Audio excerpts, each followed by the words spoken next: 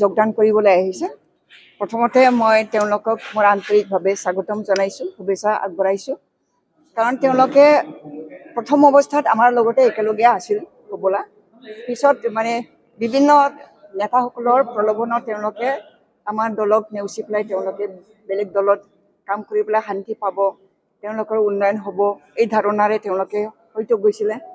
তেওঁলোকৰ ঘৰে ঘৰে চাকৰি দিয়া হ'ব বুলি কোৱাৰ কাৰণে আমাৰ দলক মানে খন্তেক সময়ৰ কাৰণে এৰি হ'লেও তেওঁলোকে বিভিন্ন দলত গৈ পেলাই কাম কৰিছিলে।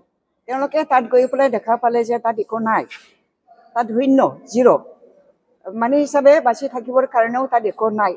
এই গতিকে তেওঁলোকে এই 2টা বছৰ বা 3টা বছৰ, কিছুমানে 3টা বছৰ ধৰি পেলাই প্ৰলোভনত কিবা গৈ ভুলি পেলাই তেওঁলোকে বেলেগ দলত গৈছিলে, কিবা বহুত ডাঙৰ আশা কৰি পেলাই গৈছিলে। কিন্তু তাত গৈ পেলাই হাগ্ৰামা দলৰ লগত থাকি কাম কৰাৰ সময়ত যেনেকুৱা ধৰণৰ শান্তি পাইছিলে এনেকুৱা ধৰণৰ তেওঁলোকে পোৱা নাই।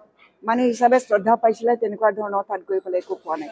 সেইকাৰণে তেওঁলোকে আকৌ নিজে মানে অনুতপ্ত হৈ পেলাই আমাৰ দলত যোগদান কৰিবলৈ আহিছে। তো আমি আগৰ দৰে আকৌ কাম কৰিব লাগিব, ৰাইজৰ হকে আমি কাম কৰিব লাগিব। সকলোৱে এতিয়া নিজৰ স্বাৰ্থক মানে নেওচি পেলাই সমাজৰ কাৰণে আমি কাম কৰিব লাগিব। তেওঁলোকে আমাক মানে যথেষ্ট ধৰণৰ সহায় কৰিব লাগিব। মানুহ হিচাপে আমি সমাজৰ কাৰণে সকলোৰে উন্নয়নৰ কাৰণে আমি কাম কৰিব লাগিব। সেইকাৰণে তেওঁলোকেও এই কথাত মানে ভাল পাই পেলাই তেওঁলোকে আকৌ গুচি আহিছে।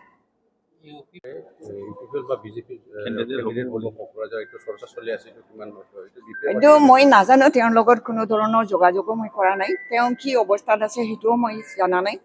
কি অৱস্থাত থকাৰ কাৰণে তেওঁ এনেকুৱা ধৰণৰ চিন্তা কৰিছে। তেওঁকতো মানে হাগ্ৰামা মহিলাৰে বহুত সুবিধা দি আহিছে। তেওঁ আন্দোলনকাৰী হয়, সেইকাৰণে হাগ্ৰামা মহিলাই ডাঙৰীয়াই তেখেতক যথেষ্ট স্কোপ দিছে। এই স্কোপ দিয়াৰ পিছতো তেওঁ কি চিন্তা কৰি কি বিপদত পৰিছে মই নাজানো, যাৰ কাৰণে তেওঁ হাগ্ৰামা মহিলাৰে অলপ সময়ৰ কাৰণে ৰাখি পেলাই তেওঁ বেলেগ দলত যোগদান কৰি পেলাই ইলেকশ্যন খেলিব বিচাৰিছে। ইলেকশ্যন খেলক, আমাৰ বাধা দিয়াৰ একো কিবা নাই। মানে ময়দানত সকলোৱে নামিবৰ কাৰণে সকলোৱে অধিকাৰ আছে, কিন্তু জয়যুক্ত হোৱাটোহে ডাঙৰ কথা। এতিয়া নাই সেইটোও কনফাৰ্ম নহয়। আমাৰ দলত যে নাই সেইটোও ক্লিয়াৰ হোৱা নাই। কিন্তু তেওঁ ব্যক্তিগতভাৱে কি অৱস্থাত পৰিছে এইটো আমি অনুভৱ কৰিব পৰা নাই, তেওঁ নিজেহে জানে। যাৰ কাৰণে তেওঁ নিশ্চয় কিবা এটা ৰক্ষণাবেক্ষণ পাবৰ কাৰণে চিন্তা কৰিছে, সেইটোৱে মই ভাবিছোঁ আৰু ব্যক্তিগতভাৱে। কাৰণ মই তেওঁৰ বিপৰীতে চিন্তা নকৰোঁ।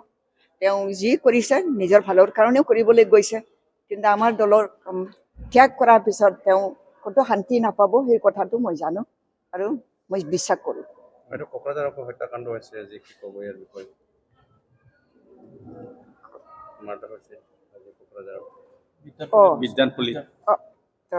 এইটো মই ক্লিয়াৰ হোৱা নাই।